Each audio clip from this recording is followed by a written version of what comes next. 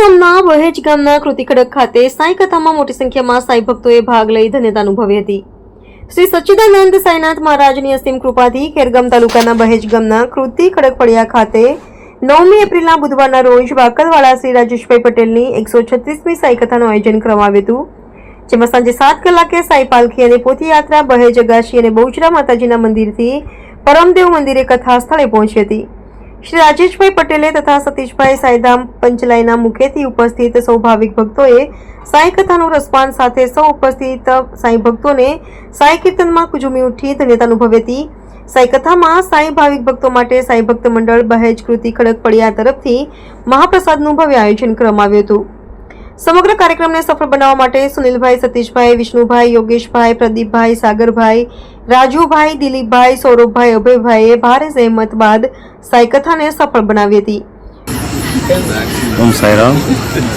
મારું નામ રાજેશભાઈ પટેલ, હું આકલ રહું છું, જ્યાં સાંઈ બાબાનું મંદિર છે અને જે અમે એક સંકલ્પ કર્યો છે કે જે ગામે ગામ જઈ અને જે ભક્તિનો પ્રચાર કરવા માટે એક સાંઈ કથાનું એક માધ્યમ બનાવ્યું છે અને જ્યાં પણ મંદિરો હોય, ગામ હોય, ગમે ત્યાં જઈ અને મંદિરમાં પણ અમે કથા કરી છે, એ પણ વિના મૂલ્યે, કોઈ પાસે કોઈ પૈસો લીધો નથી।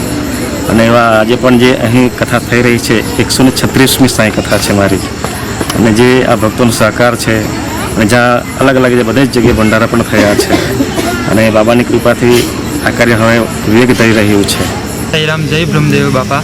આજના શુભ દિવસ બુધવાર તારીખ 9/4/25ના રોજ બાબાની અસીમ કૃપાથી શ્રી સાંઈ કથા અને કીર્તનનું આયોજન બહેજ ગામના કૃતિ ખડક ફળિયે બ્રહ્મદેવ બાપાના પાટણગઢમાં કરવામાં આવ્યું, જેમાં શ્રી સાંઈ કથા અને કીર્તનમાં શ્રી સાંઈ કથાકાર રાજેશભાઈ વાકલવાળા અને સતીશભાઈ સાંઈધામ પંચાયતવાળા તેઓ કથાનું રસપાન ભાવિક ભક્તોએ લીધું, જેમાં રાજેશભાઈ વાકલવાળાની 136મી સાંઈ કથાનો લાભ મળ્યો, જેમાં પોથી યાત્રાનું પણ આયોજન કરવામાં આવ્યું।